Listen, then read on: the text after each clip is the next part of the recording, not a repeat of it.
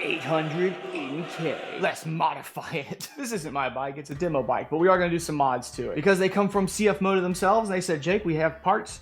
You like to put parts on bikes and make videos about it? I said, sure do. So they sent them my way. And I like factory parts. Factory parts are always kind of fun. Even the nicest aftermarket parts, they fit like 95% of the way. There's always some little thing, something has to be adjusted.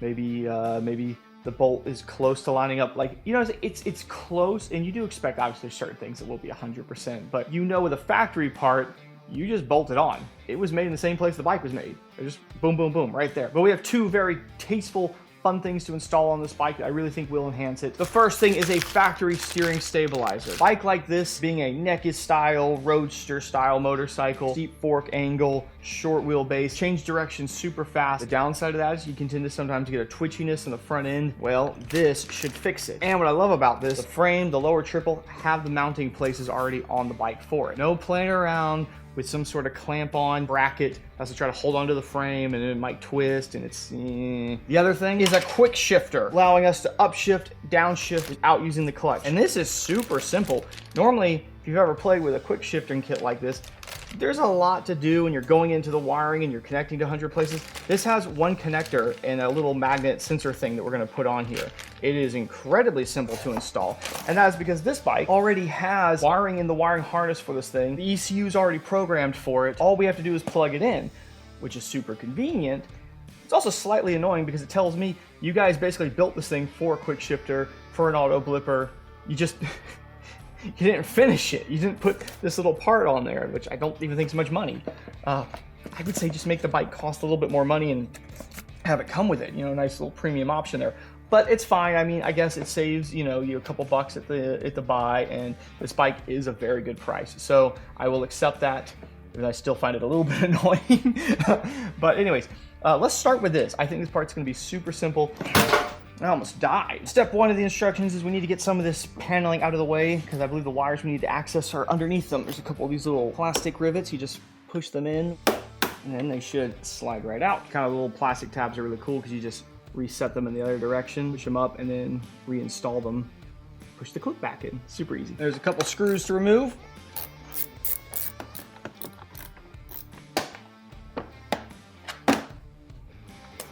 So when you go to pull this panel off, there are 1, 2, 3 of these rubber pop-on points in here. So it feels like, actually there's 4, there's another one right here. It feels like you're snapping them when you're pulling it off, but just take your time. Should start coming off. When we put this back on, we'll put a dab of WD-40 on each one of these, and it'll go on 10 times easier. Now it wants us to go down to the shifter itself, and we're gonna remove this cam here, as they're calling it. We need to hold the shifter, because we'll shift it, so we'll hold the shifter in place as we loosen this. I'm gonna mark the shifter where it's sitting right now so I can get it back there when I'm done. I like the shifter where it's sitting now. I don't want to mess that up. I need to remove the snap ring. This flies off here. There's a clip, a washer, and then a spring washer. Oh, I see what they've done. Look, spacer. Oh, and there's a pin in here. There's a locating pin for this spacer. Oh, you guys totally built this thing for a quick shifter and then rigged it up to not have one. Here it wants us to replace that spacer with this magnematized one right here. Oh yeah, it's got the same ring in the back, so it'll clip into that. The orientation is like this. And essentially then we reassemble this the way that it was. Spring, washer, and snap ring. Then we will reinstall the little shift cam, as they call it, and this is where that alignment's going to help so much. Remember, we put that piece of tape. Like, you'll see if you put it like a notch off, it's kind of obvious. One notch wrong, dead on. So see, that's why that's really nice, because it does tell us. Look, see, now we're getting that to move. That's a magnet. And from there, it's telling us to get the sensor out. We've got our locating spots right there. Dowels built into this to give you some hardware, so this just locks in here. And now the instructions sort of vaguely tell me to shift this to the left for a moment. Charcoal canister. They're not telling me how to do it. And obviously it's attached. So I think I'm going to remove, there's 3 screws I can see that hold it in. Bolts, I should say. Of course, this was my bike. I'd remove these and I wouldn't put it back. Just going to get it out of the way enough. We'll see. We'll see if that's enough. I think the wire I need to access is right back there. This has taken me a minute to find, but you have to get to a wire. Follow me from out here. Got the canister down there. We're gonna come in, take this, kind of push this down here. Right up there, there's a plug. Kind of see the other side of it there. And it's going to nothing. It just has a dust cap on the other side. And there's a zip tie holding it in there, right where this razor blade is now touching. So we're going to very gently cut through that. All right, somewhat freed it there, I believe. It said there was one other zip tie we might have to cut to get this out. We've gone kind of caveman film mode here, but my goodness. Okay, no, we got it out. Okay, we got it out. All right, that is the cable that we're looking for. And then from there, that's pretty simple. I'm going to tuck this cable in behind here. We'll secure this more properly later. We're going to kind of run it along here. Unplug this dust cap. And plug that in. All right, so yeah, instructions from here just say to zip tie this to the frame in a couple spots. It says it comes with zip ties. Mine didn't. Mine was also probably the first one of these to go out, so let's not beat them up. Hey, I've gotten some stuff that's new like this, and they send no instructions because they haven't made them yet, but they want to get out to me for an install video. And I tell them, you know, you're lucky I'm an actual mechanic. And from here, it's basically like put everything back. It's more or less the instructions. Don't forget to reconnect the turn signal.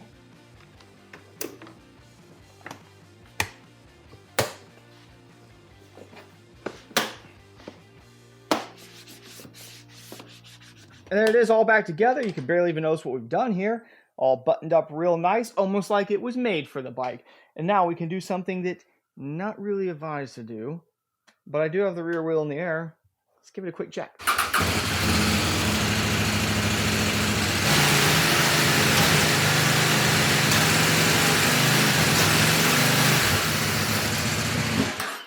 Don't do that. That's dangerous, but seems like it's working well.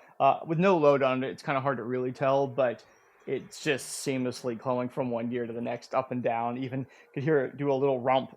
It's not going to blip it bad because we're not under load. We're not going down the road. But all right, that's done. Let's get the steering stabilizer on.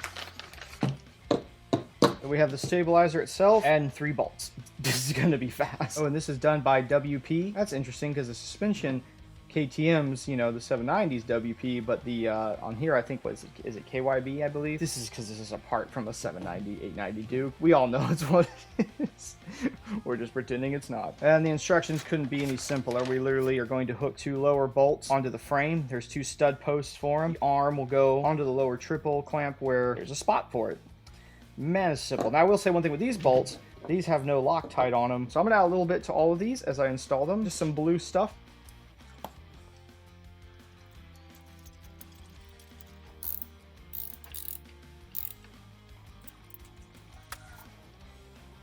Oh yeah, you can tell you got a dampener on there now. I think from here, let's jump on the road. Let's see how it actually does. But before we hit the road, let me tell you about flying eyes. Do you have eyes? Do you ride a motorcycle? Well, then this brand is for you. Do you wear prescription glasses? Then this is really for you. Let me show you what I used to take with me before I hit the road. A set of glasses that go in the helmet. What if when I get there, I just want normal glasses? That's what this case is for. And what if the sun comes out? I got a third one, some prescription sunglasses. Literally 3 cases, 10 years I've been carrying on me every time I go out and do a ride. Now, I bring these, and if the sun comes out, I got this. Yeah, it's only that thick. How does this work? Well, these are my everyday glasses, but they are also flying eyes glasses, so they're extremely flexible, and they go inside a helmet incredibly easy. But what if I need sunglasses? Sunglasses can't fit in here, Jake. You're an idiot. Well, you're the idiot. Look at this. Oh, how could that possibly be glasses? Well, magnets. How do they work? And they come in all kinds of colors, so you can get some that you prefer. Now, at this point, I have 3 pairs of sunglasses on, so I think I can weld. So from all of this to this, if you're a prescription eyeglass wearer, this is like a no-brainer. If you just enjoy wearing sunglasses on or off the bike, this is an awesome product. But check the link in the description. Use code JAKE10 so that you can see what I'm talking about. Some road testing here, guys. We're all out here in full MX gear right now because it's hot. It's showing 93 right here on the dash. Yeah, but be a little windy. I'll talk with a loud voice. Let's play with that quick shifter though. Look at this, no clutch. The blipper. Ooh, that's a little rough right there. Well, let's get the hardest test out of the way first. These auto blippers, these quick shifters, it's one thing if they're good when you're on it and you're taking off. I think the bigger test is how do they ride at just chill speeds, low throttle input. So we're first right here, hopping along. There's a gear shift for you. And we're going through it. Look at that. Up, down, up, down. Okay, this is one thing right here I do appreciate about a factory quick shifter blipper. They just do this so much better. The third-party ones, you can get them set up where they work pretty good, but like your parameters, you just have less in there, and you're having to manually set like the interruption time or the blip. But the factory ones, I think they probably have more programmableness in them, you know, like probably more of a range instead of just a set interruption, a set blip. It probably looks at parameters like what gear you're in, what speed, what throttle position. I'm assuming, right? It just does a better job. And then secondly, it's been actually tuned by the factory where they've spent, you know, a little more time, a little more resources to sort of R&D this and get it in a really good state. Oh man, that just does that so slow, so flawlessly. Here's the worst example, off throttle. Yeah, if you're off throttle and you upshift, it's gonna be bad. Downshift's never gonna be a problem. We were to kind of spiritedly. Oh my God, it makes a cool little pop each time it does it. All right, right here, we'll slow down.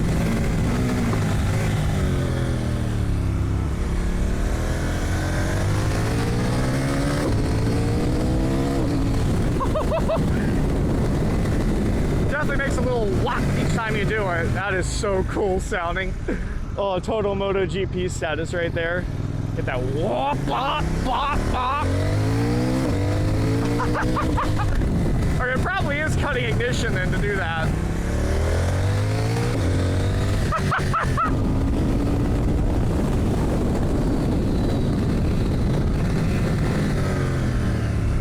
Yeah, that is nice right there. That is really good how well that works.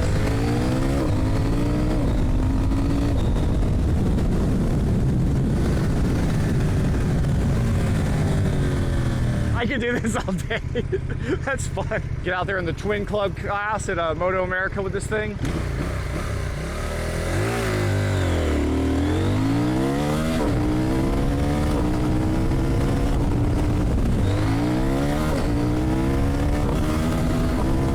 I think maybe the throw from second to third is a little longer. I'm not giving it a big enough click, so it just drops back into second, which is, I mean, nothing happens. You just stop accelerating because you're at rev limiter. Let's try that again. Let's see if I can get that a little better.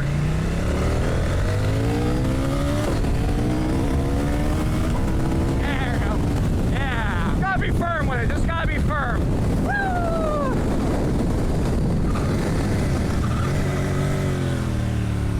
Of course, you can still use this shifter like I just was right there. I'm trying to draw, you know, I'm gonna be honest, I haven't done like a lot of hard cranking at turns with this thing, but it's making me, because I'm noticing I have to counter steer a little more than I have before in the past with this thing. Nothing tremendous, and honestly, it's quite stable, you know, like, yeah, not much, just a little there.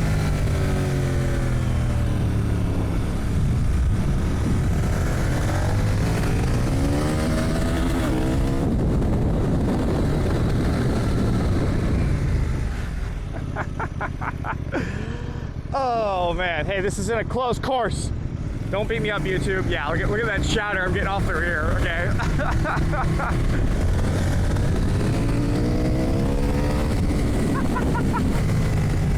This thing's good, man. So nimble. Get a nimble bike and add a stabilizer to it. It's like, it's unfair. It's just unfair. Now if we can just fix that. The hardest thing you're gonna have to deal with this quick shifter is remembering you still got to use it when you come to a stop.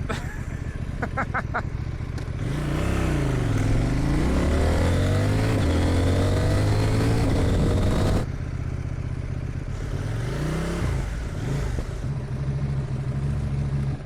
gonna give you a quick complaint about this bike. Watch this. Unless this is in that position, I don't know what gear I'm in. So there's times I'm just trying to, you know, see if I can start it. You just put the key in real fast.